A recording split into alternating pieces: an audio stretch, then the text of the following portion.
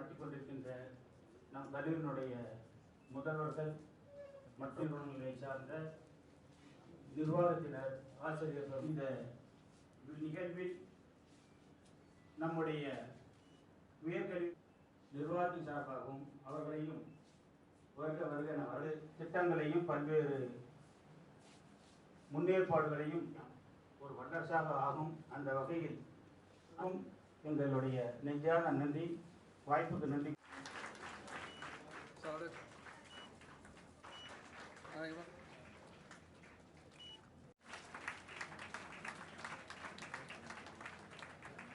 Institutions, clusters of higher education is linking with the forthcoming industrial institutions. So Industry 4.0 and collaborated with the institutions and that's national projects. All the abroad universities have already followed the same kind of implementations, and now government of India has proposed. As well as AICTE in another higher authority of higher education institutions. Now the 747 institution has got autonomous national as of land of scholars and learners. As higher education systems grow and diversity, society is increasingly concerned about it, and state government are trying to nurture talent through focusing on the number of universities and colleges. Corona issue before lockdown and after lockdown, there is a decreasing in higher education in 2022. According to statistical survey, in every year, lot of students passed out. But now there are 45,000 colleges, over 1,000 universities, and around 1,500 top in population of young people aged between 80 to 23 years to be around 150 millions. The sheer size of the market offers huge opportunities. Appointment. அது குறித்து நான் சொல்லிதான் ஆக வேண்டும். நான் பார்வையாளராக வந்தவனே பேச வைத்து விட்டீர்கள். வைஸ் சான்சலர் என்பது என்று நாடு முழுவதும் அழைக்கப்படுகிறது என்று சொன்னார். ஆக அப்படி இந்திய பேரரசினுடைய கல்வித்துறையினுடைய இணையமைச்சராக இங்கே வருகை புரிந்திருக்கிற நம்முடைய மாண்புமிகு அமைச்சர் அவர்களையும் enrollment ratio is 27.1 as of 2021. But if you compare other countries like China, they are already 54. I think Ilambati indicated that by 2050 we will be. शिक्षण तो होंगे ही, स्थानीय या लोकल ओनर को भी शामिल किया जाएगा. ஆனால் காலனித்துவ ஆதிக்கத்தில் மெக்காலே போன்ற அறிஞர்களின் அயல்நாட்டு கல்விக் கொள்கையின் தாக்கத்தினால் நமது உண்மையான கல்விக் கொள்கையை நாம் மறந்துவிட்டோம். நமது கல்விக் கொள்கையானது தொழிலாளர் கோட்பாடு.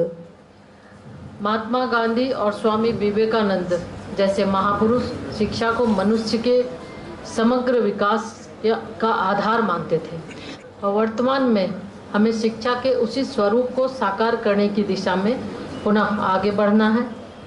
இன்றைய காலகட்டத்தில் இதனை மெய்யாக்க நாம் கல்வித்துறையில் மேலும் முன்னேற வேண்டியுள்ளது.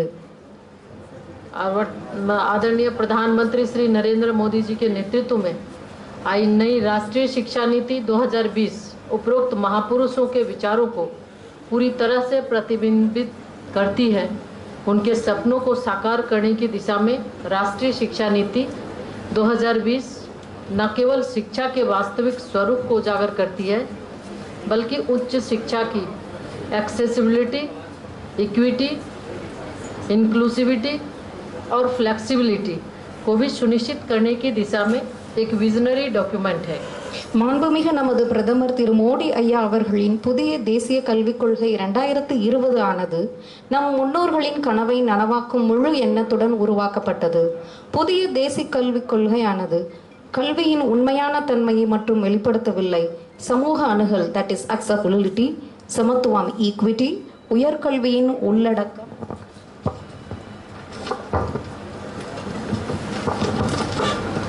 மற்றும் நெகிழ்வுத்தன்மையை உறுதி செய்யும் தனிப்பட்ட ஆவணமாகும்.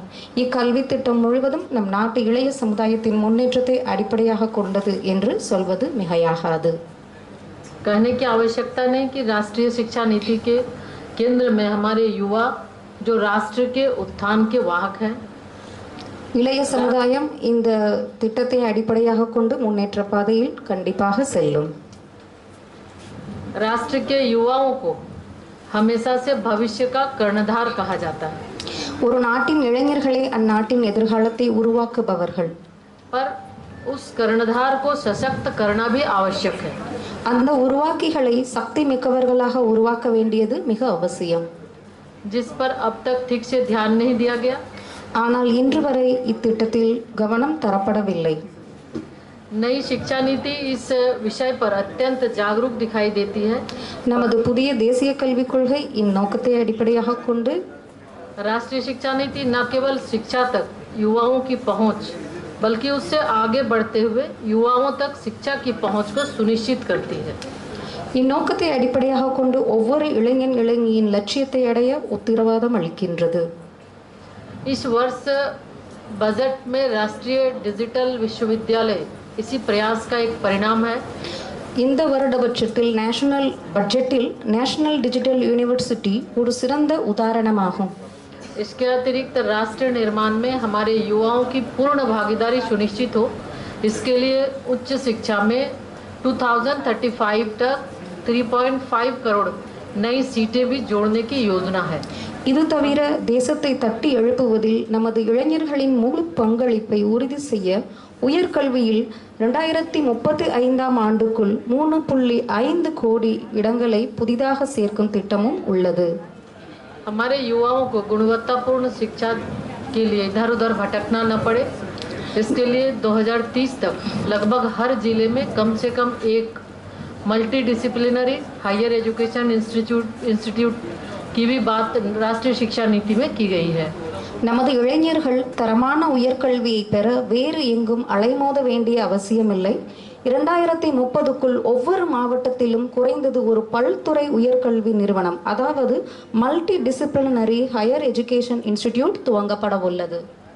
सबका साथ सबका विकास के लिए समर्पित मोदी सरकार द्वारा सामान्य वर्ग के युवाओं के साथ साथ सामाजिक व आर्थिक रूप से पिछड़े वंचित तबकों के लिए शैक्षिक उत्थान के लिए एनईपी में विशेष प्रावधान किया गया है। இத்திட்டத்தின்படி மத்திய தர குடும்பத்து இளைஞர்களுடன் சேர்த்து பொருளாதார ரீதியாக பின்னடைந்த மாணாக்கர்களுக்கும், அதாவது socio economically disadvantaged group SEDGS அனைவருக்கும் வாய்ப்பளிக்கப்பட உள்ளது. SC, ST, OBC और दिव्यांग और EWS वर्ग के मेधावी छात्रों के लिए पूर्व निर्धारित सरकारी योजनाओं के अलावा विशेष प्रावधान किए जाएंगे ताकि वे अपनी संभावनाओं को साकार कर सके। SC, ST, OBC physically challenge மாற்றுத்திறனாளிகள் மற்றும் EWS வகுப்பின் சிறந்த மாணவர்களுக்கான பயிற்சியானது அரசு திட்டங்களுக்கு கூடுதலாக அவர்கள் தங்கள் திறனை நிறைவேற்றும் வகையில் சிறப்பு ஏற்பாடுகள் செய்து தரப்பட்டுள்ளது. ऐसी से जुड़ा हुआ एक अहम बिंदु यह भी है कि सार्वजनिक के अलावा निजी क्षेत्रों के उच्च शिक्षा संस्थानों में भी इन कमजोर वर्ग के छात्रों के लिए निःशुल्क शिक्षा या छात्रवृत्ति के लिए भी प्रयास किए जाएंगे. அதிலும் குறிப்பாக பொது மற்றும் தனியார் உயர்கல்வி நிறுவனங்களில் மேற்கூறிய மாணாக்கர்களுக்கு இலவச கல்வி மற்றும் கல்வி உதவித்தொகைக்கான முயற்சிகளும் மேற்கொள்ளப்பட்டுள்ளது.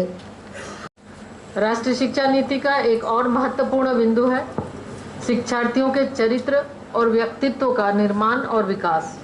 தேசிய கல்விக் கொள்கையின் முக்கியத்துவமான விஷயம் மாணவர்களின் ஒழுக்கம் மற்றும் ஆளுமை திறன் வளர்ச்சி. बच्चों, हमें अपनी भाषा में विश्व स्तरीय कंटेंट तो लाना ही है, पर केवल वही पर्याप्त नहीं होगा. हमें हमारे भारतीय आदर्शों और मूल्यों से अभिसिंचित कंटेंट लाने की ओर आगे बढ़ना है.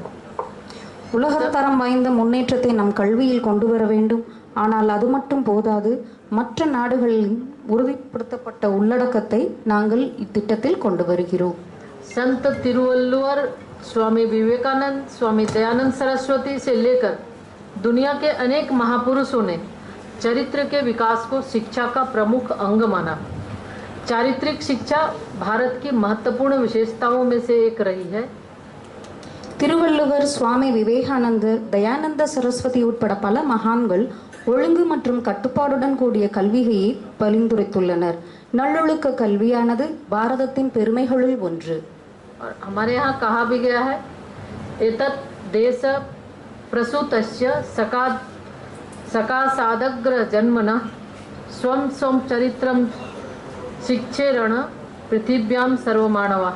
एतत् देश प्रसूतस्य सकाशादग्र जन्मना स्वं स्वं चरित्रं शिक्षेरन् पृथिव्यां सर्वमानवा. यानी समस्त ज्ञान विज्ञान के साथ पृथ्वी के सभी मानव भारत भूमि पर अपने चरित्र के निर्माण के लिए आते हैं। हमें इसे पुनः चरितार्थ करने की आवश्यकता है। बच्चों का चरित्र और उनका समग्र व्यक्तित्व विकास हमारी प्राथमिकता होनी चाहिए। அதாவது ஞானம் விஞ்ஞானம் இரண்டையும் பெருக்கிக் கொள்ள உலகின் எல்லா மனிதர்களும் பாரத தேசத்தின் தாய்மடிக்கு வருகின்றனர். குழந்தைகளின் ஒழுக்கம் மற்றும் முழுமையான ஆளுமை வளர்ச்சியை கல்வியின் முதல் நோக்கமாக அமைய வேண்டும். उन्हें अपने परिवार, समाज और राष्ट्र के महत्व को बताने वाले और उनसे जोड़े रखने वाली शिक्षा प्रदान करना हमारा कर्तव्य है। भौतिकता के चकाचौंध में आकर आज हमारे अनेक युवा डिप्रेशन, मानसिक तनाव और आक्रामकता आदि के शिकार हो रहे हैं। அவர்களுக்கு தனது குடும்பம், சமூகம் மற்றும் நாட்டின் மகத்துவத்தை உணர்த்தும் வகையிலான கல்வியே நமது நோக்கமாகும். கார்ப்பரேட் கம்பெனிகளின் மோகத்தினால் நமது இளைய சமுதாயம் மனச்சோர்வு, மன அழுத்தம் அதாவது டிப்ரெஷன் போன்றவற்றினால் அவதிப்படுகின்றனர்.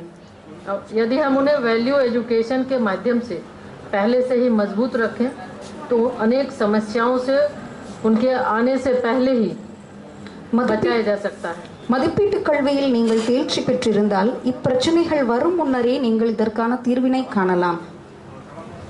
साथियों, एक और महत्वपूर्ण बिंदु जिसका एनईपी चर्चा करती है वह है शोध और अनुसंधान को बढ़ावा देना, यानी रिसर्च. நண்பர்களே, என்இபி விவாதிக்கும் மற்றொரு முக்கியமான தலைப்பு ரிசர்ச், ஆராய்ச்சி மற்றும் ஆராய்ச்சியை ஊக்குவித்தல். कोई भी समाज और राष्ट्र तभी आगे बढ़ सकता है जब वो बदलती वैश्विक परिस्थितियों के अनुसार नए नए शोध और नवाचार के माध्यम से ज्ञान विज्ञान के क्षेत्र में बढ़त बनाए. எந்த ஒரு நாடும் சமுதாயமும் உலகச் சூழலுக்கு ஏற்ற புதிய புதிய எண்ணங்கள் மற்றும் நோக்கங்களின் மூலமே அறிவு மற்றும் அறிவியல் சார்ந்த துறைகளில் முன்னேற முடியும். वही राष्ट्र आज अग्रणी और शक्तिशाली है जिन्होंने शोध और अनुसंधान के क्षेत्र में बेहतर किया है. कृषि हो, स्वास्थ्य हो, शिक्षा या रक्षा, बिना शोध के हम किसी भी क्षेत्र में बेहतर नहीं कर सकते. அப்படிப்பட்ட நாடுகளே இன்று ஆராய்ச்சி மற்றும் கண்டுபிடிப்பு துறைகளில் முன்னுக்கு வந்துள்ளன. விவசாயமோ, சுகாதாரமோ, கல்வித்துறையோ, பாதுகாப்புத்துறையோ புதுமையான கருத்துக்கள் இல்லையெனில் சிறப்பாக அமையாது.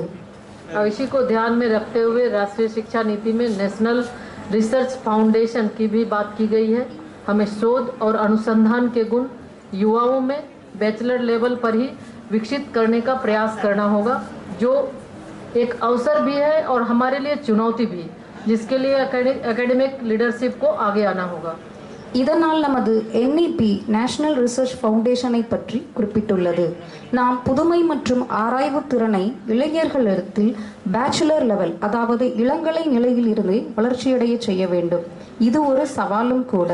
இதற்கான अकेडमिक लीडरशिप इन अवश्यम தேவைப்படுகிறது. अभी जैसे आप सुन रहे थे, पहले वक्त हमारे सांसद जी ने बहुत विस्तृत रूप से आपको ये बता रहे थे कि कैसे हमें पढ़ना है और पढ़ाई करके जो ब्रेन ड्रेन की बात हम करते हैं कि पढ़ने के लिए बाहर जाना अच्छा है, बट पढ़ के वहाँ पे मत रहिए, नौकरी बाहर मत करिए. आप बिल्कुल अपने देश सेवा में बाहर से शिक्षा ग्रहण कर अपने देश में सेवा करें. तो कहीं ना कहीं ये राष्ट्रीय शिक्षा नीति में इस बात पर काफ़ी जोर दिया गया है कि राष्ट्रीय शिक्षा नीति शुरुआती दौर से ही हम गुणवत्ता और चरित्र निर्माण के लिए भी हम इसमें शिक्षा देंगे और साथ ही साथ जो क्षेत्रीय भाषा, भारतीय भाषा में भी हम बच्चों को सिखाएंगे. इस पर भी विशेष जोर दिया गया. நமது ஐயா முதலிலேயே குறிப்பிட்டுள்ளவாறு மாணாக்கர்கள் இந்தியாவில் படித்துவிட்டு வெளிநாடுகளில் சென்று பணம் சம்பாதிக்கிறார்கள், அந்த நாட்டிற்காக சேவை செய்கிறார்கள். இது ஒரு யோசிக்கப்பட வேண்டிய விஷயமாகும். எனவே மாணவர்களே, இங்கு கல்வித்தரம் அதிகமாக ஒரு சிறப்பானதாக உங்களுக்கு வழங்கப்படும் பொழுது நீங்கள் உங்கள் தாய்நாட்டிலேயே உங்கள் கல்வியை கற்றுக்கொண்டு உங்களது சேவைகளை இந்த நாட்டிற்கேயே செய்ய வேண்டும். और राष्ट्रीय शिक्षा नीति में जो शिक्षा में स्ट्रीम की खाचेबंदी का भी खात्मा हुआ. एनईपी की एक अन्य विशेषता भी है. अभी की व्यवस्था में साइंस का विद्यार्थी कॉमर्स, आर्ट्स और सोशल साइंस के विषय नहीं पढ़ पाते हैं, लेकिन नए प्रावधान में अब साइंस या कॉमर्स का छात्र आर्ट्स और सोशल साइंस के विषय भी पढ़ सकेंगे. என்இபியின் மற்றொரு அம்சம் இது. இன்று அறிவியல் துறை மாணவர்கள் காமர்ஸ், ஆர்ட்ஸ் மற்றும் சோஷியல் ஸ்டடீஸ் ஆகிய துறை பாடங்களை பயில முடிவதில்லை. ஆனால் NEP-யின் மூலம் யார் வேண்டுமானாலும் எத்துறை பாடங்களையும் பயிலலாம். और यह शिक्षा में लचीलापन माध्यमिक स्कूल से लेकर ग्रेजुएशन में भी होगा. इसी तरह मल्टी एंट्री और एग्जिट स्कीम NEP की एक अन्य विशेषता भी है. अभी 3 वर्षीय ग्रेजुएशन में यदि छात्र को किसी कारणवश बीच में ही पढ़ाई छोड़नी पड़ जाए तो उसका सारा परिश्रम मेहनत बेकार हो जाता है. पर नए प्रावधान में अब 1 साल अथवा 2 साल में पढ़ाई छोड़ने पर उसे सर्टिफिकेट या डिप्लोमा जरूर मिलेगा. கல்வியின் இந்த ஃப்ளெக்சிபிலிட்டி நெகிழ்வுத்தன்மை நடுநிலை பள்ளி முதல் கிராஜுவேஷன் அதாவது பட்டக்கல்வி வரை பொருந்தும். இதேபோல் multi entry and multi exit திட்டமும் உள்ளது. அதாவது 3 வருட கல்வி படிப்பில் ஒரு மாணவன் ஏதோ காரணத்தினால் கல்வியை தொடர இயலாத நிலையில் அவனது முழு உழைப்பு, கட்டணத்தொகை, நேரம் அனைத்தும் விரயமாகிறது. ஆனால் NEP-யின் படி और साथ ही ये भी प्रावधान है कि अगर वो तय सीमा में वापस आकर वो अपनी बची पढ़ाई भी पूरा कर बैचलर की डिग्री प्राप्त कर सकेगा. ஆனால் NEP-யின் படி முதல் வருடம் அல்லது 2ஆம் வருடம் பின்பு கல்லூரி கல்வி தொடர இயலாத நிலையில் அவனுக்கு சான்றிதழ் அதற்கேற்ப வழங்கப்படுகின்றது. यह उसके कार्यक्षमता में वृद्धि तो करेगा ही, देश की प्रगति में भी मददगार होगा और यह निश्चित ही हमारे युवाओं की शिक्षा को सुनिश्चित करने की ओर एक बड़ा कदम है. அல்லது ஒரு குறிப்பிட்ட கால அவகாசத்தின் பின் தனது கல்வியை தொடரவும் டிகிரி சான்றிதழ் பெறவும் வழிவகை செய்யப்பட்டுள்ளது. இது அவரது திறமையை அதிகரிப்பதோடு மட்டுமல்லாமல் நாட்டையும் முன்னேற்றம் அடையச் செய்யும். இது இந்த கல்வி முறையானது நமது இளைஞர்களின் கல்வியை உறுதி செய்வதற்கான ஒரு பெரிய வாய்ப்பாகும். और इसके अलावा भी किसी कारण से किसी छात्र को अपना शहर बदलना पड़े और वहाँ किसी दूसरे नए संस्थान में छात्रों का आसानी से ट्रांसफ़र हो सके, इसके लिए भी एकेडमिक बैंक ऑफ क्रेडिट की स्थापना की गई है. இது தவிர ஒரு மாணவர் ஏதோ ஒரு காரணத்திற்காக தனது இருப்பிடத்தை மாற்ற வேண்டியிருந்தால் வேறு எந்த புதிய கல்வி நிறுவனத்திலும் டிரான்ஸ்ஃபர் செய்து கொள்ளலாம். साथियों, இதற்காக அகாடமிக் பேங்க் ஆஃப் கிரெடிட் வசதியும் உண்டு. एक लंबी अवधि के बाद इस देश को ऐसी शिक्षा नीति मिली जो न केवल वर्तमान बल्कि भविष्य की जरूरतों पर भी खरी उतरने वाली है. நண்பர்களே, ஒரு நீண்ட இடைவெளிக்கு பின் நம் நாட்டிற்கு இந்த NEP கிடைத்துள்ளது. இது நிகழ்காலத்திற்கும் எதிர்காலத்திற்கும் உகந்தது. किसी समय बाबा साहब भीमराव अंबेडकर ने संविधान के बारे में कहा था, संविधान की सफलता केवल उनके निर्माण पर निर्भर नहीं करती बल्कि इसकी सफलता उन पर निर्भर करती है जो इसका क्रियान्वयन करेंगे. ஒருமுறை டாக்டர் அம்பேத்கர் அவர்கள் அரசியல் சாசனத்தை பற்றி கூறியுள்ளார். அதாவது அரசியல் சாசனத்தின் வெற்றி என்பது அதை ஆளுபவர்களை பொறுத்தது அன்று, யார் அதனை அமுல்படுத்துகின்றார்களோ அவர்களை பொறுத்தது என்று. और ये राष्ट्रीय शिक्षा नीति 2020 पर भी यही बात पूरी तरह से लागू होती है. NEP 2020 இதனையே நிரூபிக்கின்றது. अगर हम वास्तव में जगत गुरु बनना चाहते हैं, भारत को ज्ञान आधारित समाज और अर्थव्यवस्था बनाना है, तो हम सबको साथ मिलकर इस राष्ट्रीय शिक्षा नीति को प्रभावी तरीके से क्रियान्वित करने के लिए आगे आना होगा. நம் நாடு உண்மையில் சக்தி வாய்ந்ததாக மாற வேண்டுமெனில் பாரதத்தை அறிவு சார்ந்த சமுதாயம் மற்றும் பொருளாதார ஏற்றம் பெற்றதாக்க வேண்டும். எனவே இத்திட்டத்தை நடைமுறைப்படுத்த அனைவரும் முன்வர வேண்டும். भारत जैसे विशाल देश में इस नीति के क्रियान्वयन में अनेक चुनौतियां भी है, हमें उनसे भी पार पाने की जरूरत है. பாரதம் போன்ற பெரிய நாட்டில் இத்தகைய திட்டங்கள் ஒரு மிக பெரும் சவாலாக உள்ளது. ஆனால் நாம் இந்த சவாலை சமாளித்து வெற்றி பெற வேண்டும். तभी यह महायज्ञ अपनी पूर्णता को प्राप्त कर सकेगा. भारत के शैक्षणिक परिवार को एक नई इच्छा शक्ति और नई ऊर्जा के साथ आगे आने की जरूरत है. அப்போதுதான் இந்த பெரிய யாகம் முழுமையடையும். பாரதத்தின் கல்வி குடும்பம் ஒரு இச்சா சக்தியுடனும் உற்சாகத்துடனும் முன்னேற வேண்டும். साथियों, राष्ट्रीय शिक्षा नीति के क्रियान्वयन की राह में जो पहला पड़ाव है, मैं समझती हूँ पाठ्यक्रम का निर्माण है. राष्ट्रीय शिक्षा नीति जिन तत्वों पर सबसे अधिक बल देती है उनमें भारतीय भाषाओं की शिक्षा और भारतीय भाषाओं में शिक्षा प्रमुख है. நண்பர்களே, தேசிய கல்விக் கொள்கையை நடைமுறைப்படுத்துவதற்காக முதல் படி இது என நான் நம்புகின்றேன். அதுதான் நமது பாடத்திட்டம். NEP-ஆனது இந்திய மொழிகளின் கல்வி மற்றும் இந்திய மொழிகளில் கல்வி ஆகியவற்றை மையமாக கொண்டுள்ளது. अभी हमारी शिक्षा व्यवस्था जिन चुनौतियों का सामना कर रही है, उनमें एक चुनौती यह भी है कि हमारी अपनी भाषाओं में विश्व स्तरीय पाठ्य सामग्री उपलब्ध नहीं है, जैसे कि शिक्षा नीति सुझाती है। और इस आयोजन की शुरुआत में माननीय प्रधानमंत्री जी ने आह्वान किया है कि हमें अपनी शिक्षा को संकुचित दायरे से निकालकर इसे वैश्विक और 21वीं सदी की ज़रूरतों के अनुसार बनाना है. இன்றைய கல்வி முறை நாம் எதிர்கொள்ளும் சவால்களில் ஒன்று நமது மொழிக் கல்வியில் உள்ள பாட புத்தகங்கள் உலகத்தரம் வாய்ந்ததாக இல்லை என்பதே. ஆகவே மாண்புமிகு பிரதம மந்திரி ஐயா மோடி அவர்கள் இதனை கையாளும் விதமாக பாடத்திட்டத்தை 21ஆம் நூற்றாண்டிற்கு ஏற்றவாறு அமைக்க திட்டமிட்டுள்ளார். हम यह उद्देश्य किसी उधार ली हुई भाषा से नहीं प्राप्त कर सकते. इसके लिए மற்ற நாடுகளிலிருந்து கடன் வாங்கிய எந்த மொழியினாலும் இந்த நோக்கத்தை அடைய முடியாது. इसके लिए जैसा कि महात्मा गांधी से लेकर ईश्वर चंद्र विद्यासागर, काका कालेलकर से लेकर अनंत शयनम अयंगर तक मानते थे कि हमें अपनी शिक्षा स्वभाषा में ही करनी होगी. அதுபோல காந்தி முதல் ஈஸ்வர் சந்திர வித்யாசாகர் வரை, காக்கா காலேலகர் முதல் ஆனந்த சயனம் ஐயங்கார் வரை நாங்கள் எமது கல்வியை எமது மொழியிலேயே பெற வேண்டும் என்று ஒப்புக்கொண்டுள்ளனர். और ऐसे में विश्वविद्यालयों की भूमिका और भी बढ़ जाती है. आज हमें विश्व के ज्ञान विज्ञान के अनुवाद की ज़रूरत है. जब मैं यहाँ अनुवाद कर रही हूँ तो उससे मेरा मतलब मशीनी अनुवाद से नहीं, अनुवाद से मेरा मतलब बाहरी भाषाओं में उपलब्ध ज्ञान विज्ञान का स्वभाषा में पुनर्लेखन है. பல்கலைக்கழகங்களின் விகிதம் இன்று மேலும் அதிகரித்து உள்ளது. இன்று உலக அறிவு மற்றும் அறிவியலின் மொழிபெயர்ப்பு தேவை. இங்கு மொழிபெயர்ப்பு என்பதின் அர்த்தம் இயந்திர மொழிபெயர்ப்பு அல்ல.